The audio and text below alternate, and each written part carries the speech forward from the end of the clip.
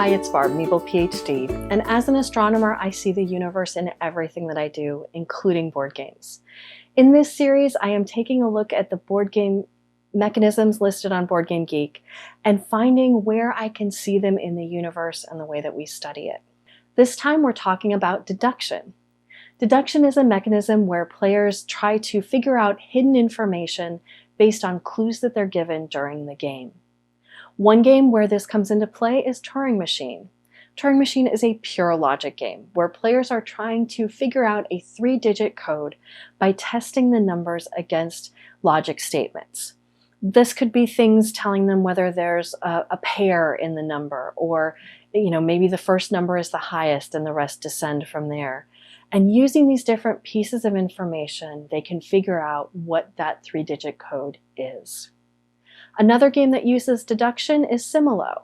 In this game, players are cooperatively trying to identify a secret character from an array on the board.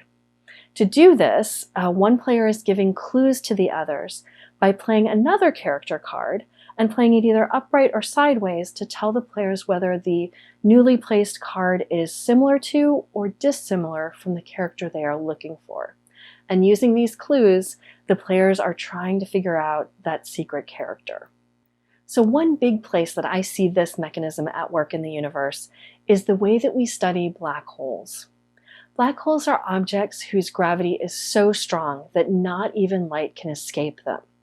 This means that they are invisible, not just in light that we can see with our eyes, but light across the entire electromagnetic spectrum. But they still have gravity. And that means that you can look for clues of something affecting its environment, but that you can't see. One big example of this is Sagittarius A star. This is the black hole at the center of our galaxy. For a long time, we suspected there was one there. And for a couple of decades now, astronomers have been mapping the stars that are really close to where we thought that black hole was. And using those observations, they have seen that these stars are orbiting something that doesn't emit light. Using those orbital parameters, they have determined that that object has a mass of about 4 million times the mass of our sun. Something with that much mass in that small of a space would have had to have collapsed into a black hole. And of course, since then, we have also imaged that black hole, or at least the shadow of that black hole, because of course it does not emit its own light, and giving us even further proof that that is in fact a black hole lying at the center of our Milky Way galaxy.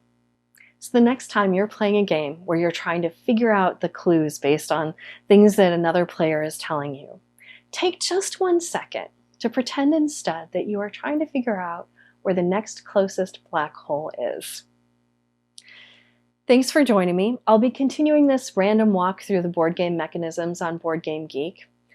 Maybe there's a deduction game you like a lot. Let me know in the comments below. I'd love to hear about that. Or maybe this mechanism makes you think of something else in the universe. I'd love to hear about that too.